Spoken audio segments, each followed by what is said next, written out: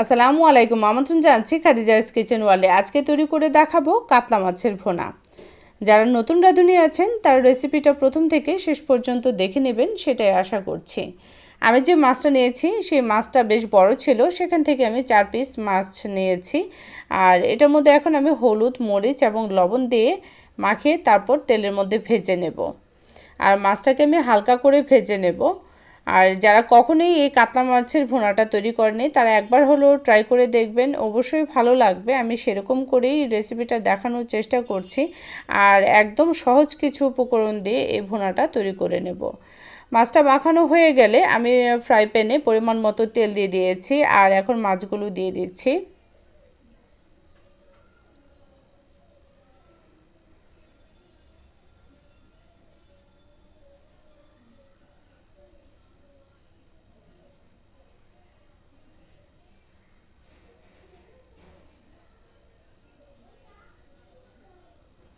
মাছের একটা পাশ হয়ে গেলে আরেকটা পাশ উল্টিয়ে হালকা করে ভেজে আমি এখন উঠিয়ে নিচ্ছি।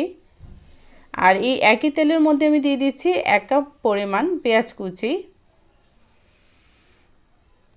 পেঁয়াজটাকে আমি ভালো করে ভেজে নেব।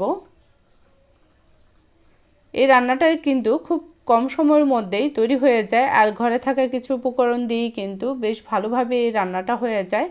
আর এখন আমি যেটা দেখালাম এটা হচ্ছে আমার ঘরে তৈরি করা টমেটো পেস্ট। 1/2 চা চামচ আদা বাটা আর 1 চা চামচ রসুন বাটা আমি দিয়ে দিয়েছি। আর এটাকে এখনও ভালো করে একটু কষিয়ে নেব। আর এই যে টমেটো পেস্টটা আমি দিয়েছি, এটা আমি টমেটোটাকে সেদ্ধ করে পেস্ট করে ছোট ছোট আইস বক্সে বা ছোট কোনো বক্সে আপনারা রেখে দিতে পারেন। আর যে কোনো ভুনা বা তরকারি রান্নার ক্ষেত্রে সেটা ব্যবহার করতে পারেন।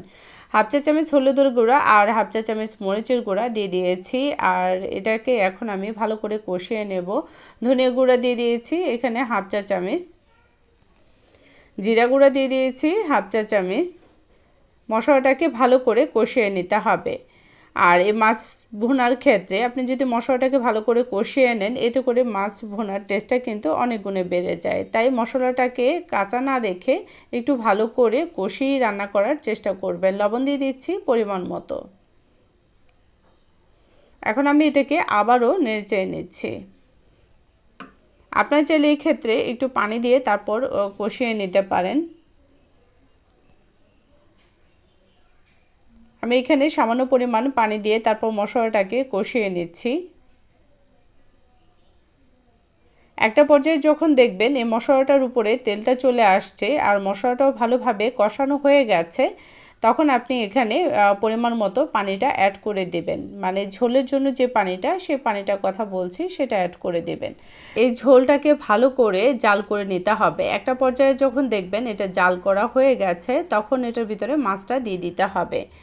আর ঢাকনা দিয়ে ঢেকে এটাকে বেশ কিছুক্ষণ রান্না করে নিতে হবে, যতক্ষণ না পর্যন্ত এই ঝোলটা কমে আসছে। একটা পর্যায়ে যখন দেখবেন এই ঝোলটা কমে আসছে, তখনই এখানে ভাজা জিরা গুঁড়াটা অ্যাড করে দিতে হবে। যদি হাতের কাছে ভাজা জিরা গুঁড়াটা না থাকে, সেই ক্ষেত্রে আপনারা এটা স্কিপ করতে পারেন। আর জিরা গুঁড়াটা দেওয়ার পর মাছটাকে একটু নেড়েচেড়ে উল্টিয়ে দিতে হবে। আমি এখানে ফ্লেভারের জন্য কাঁচামরিচ দিয়ে দিচ্ছি, আর কাঁচামরিচের মাথাটা একটু ভেঙে দিয়েছি যেন ফ্লেভারটা বেশ ভালো পাওয়া যায়। আর ঝাল খেতে চাইলে কাঁচামরিচটা আপনারা মাঝখান থেকে একটু ফালি করে দিয়ে দিতে পারেন। ধনেপাতা কুচি দিয়ে ঢাকনা দিয়ে ঢেকে রেখেছিলাম। দেখুন এখানে কাতলা মাছের ভুনাটা কতটা লোভনীয় হয়েছে।